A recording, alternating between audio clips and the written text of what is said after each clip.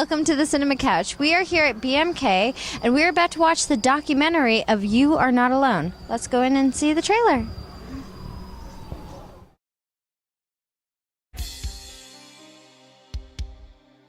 Still in the closet about my homosexuality. I was still trying to come to grips with being gay.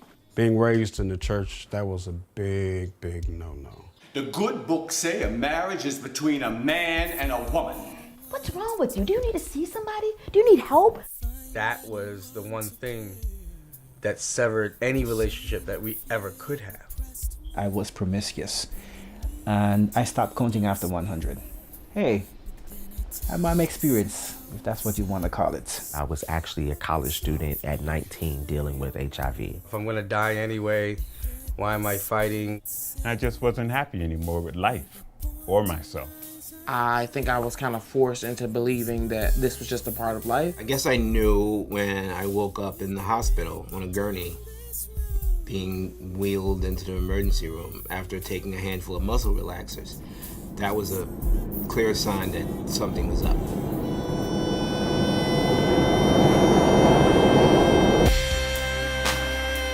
The problem is in your head at the moment, so you gotta talk to other people. You've gotta share what's going on inside. You just kind of got to get over your homophobia. You need to pray and ask for forgiveness. It's not as simple as that. Because often their voices have not been heard. Your voice is part of your body. It needs to be connected to who you are. It's who we be. I don't do black, I be black. I don't do male, I be male. I don't do gay, I be gay. This is you, and this is how God made you, and this is, I believe, how God has made me. Talk about that pain being in an anti-gay and black world. We are not meant to be inauthentic for very long. So I don't have to be perfect being me. I just have to be me. Well, what are you going to do on the last day of judgment? I said, I'm going to say to Allah, Allah, get you a big popcorn, a giant soda, and let the video roll.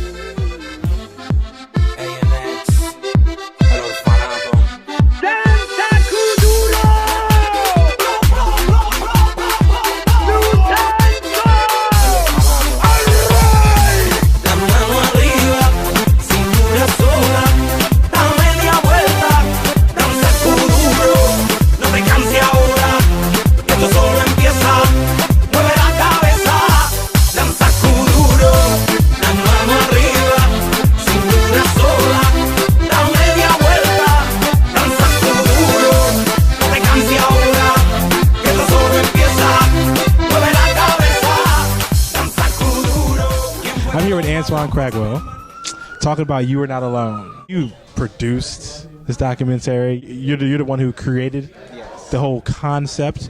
Tell everybody what inspired you to make this film. Just realizing and hearing the stories of black gay men, friends of mine, who were dealing with depression, who were not living their true potential, not living their true lives, and were doing all sorts of, engaging in all sorts of stuff, and doing also drinking a lot, doing a lot of drugs, having a lot of sex, isolating themselves, withdrawing, and realizing that many of them were stuck in a rut and they were not going anywhere in their lives. And so it became an opportunity for me to find out why these men were not progressing. What was it that was preventing them from achieving and realizing their true potential and being all that they can be and their authentic selves? And so then I realized, and I started investigating, I started listening to their stories and realized that, okay, they're dealing with a serious mental illness. And what can I do about that? Can I write an article about it?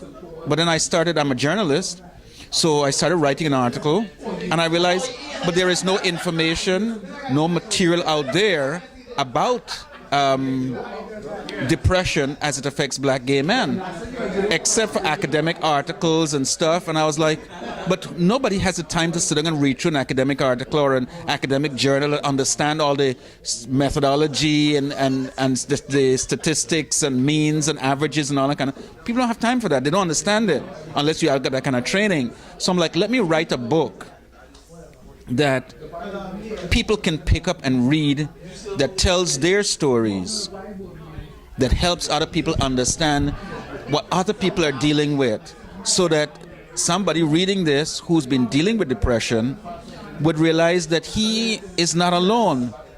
Because as I discovered, and in my own experience of depression, is that when you're dealing with depression, you feel like you are the only person on the face of the earth who's going through this, that nobody can understand, nobody knows, nobody can even begin to fathom what you're going through.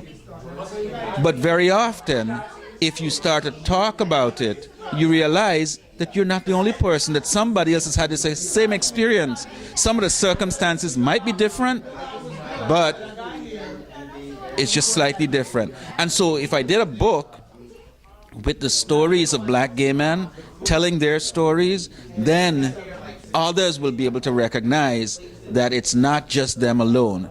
And out of the book came these themes. So we've got the themes of sexual identity and gender identity and sexuality and manhood and masculinity and race came out of that. How do we understand that?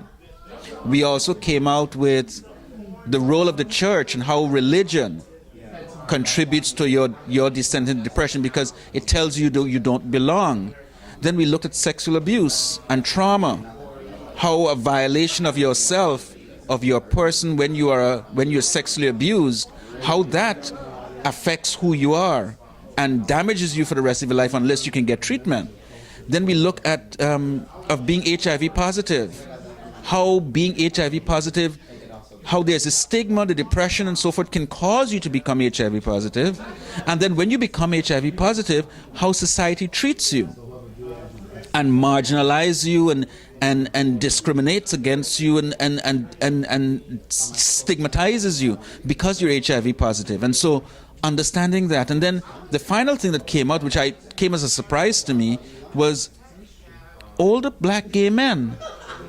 We're not all going to stay young forever. So what happens to an older black gay man when he's in his 40s and his 50s and his 60s and 70s? What kind of life does he have? And nobody's talking about growing old in the black gay community. The black gay community is like the white gay community, thinks that everybody's going to remain young and Chelsea looking with muscles and all of that, and it's just a one huge sex party every day. But they're not seeing that, yes, years are going by, and you can't always maintain the same image like you did in the gym. And so you are going to get old. You're going to get gray hair. Your face is going to fall. Your eyes are going to get suitcases underneath them. You know, you're going to lose muscle and you're going to become less attractive, and you may be on a fixed income and you have health issues. So how do you navigate all this? So that's where it all came from. That's where it all came from. And it's a great film. It's a beautiful film. I'm so lucky to be a part of it. Thank you so much for, involving me in this project. What are you working on next? What's your next big project? Well, my next big project right now is trying to get the book finished. And so I'm looking for a publisher. I'm looking for an agent and a publisher who can publish the book. I don't want to self-publish this book, because self-publishing the book does not give voice and credibility to the stories of the people who share them with me for the book. And so I want to get a recognized publisher so that it could get as wide as possible an audience and a recognition. So I'm in the process now of finishing off my book proposal, re-editing my book proposal. I'm looking for an agent or a publisher who is familiar with African American or black material, LGBT issues, who is familiar with psychology and nonfiction, so that they can guide me to a publisher who will publish that kind of book. other than the book, I am also working on the organization. The organization is called DBGM, which is Depressed Black Gay Men. So it's an organization that's sole job is to raise awareness of depression in black gay men to try and help to prevent suicides. And so I'm also working on building the organization. And then I'm going around the country, going from different states and different communities and showing the documentary. That's all we're doing right now. Very, very cool. Okay, so if somebody out there knows a publisher and they want to get in contact with you about publishing, your book, they can. Where can they contact you? They can contact me at my name is Antoine. So it's Antoine B at dbgm.org. So it's ANTOINE B as in boy at D as in David, B as in boy, G as in God, M as in man.org.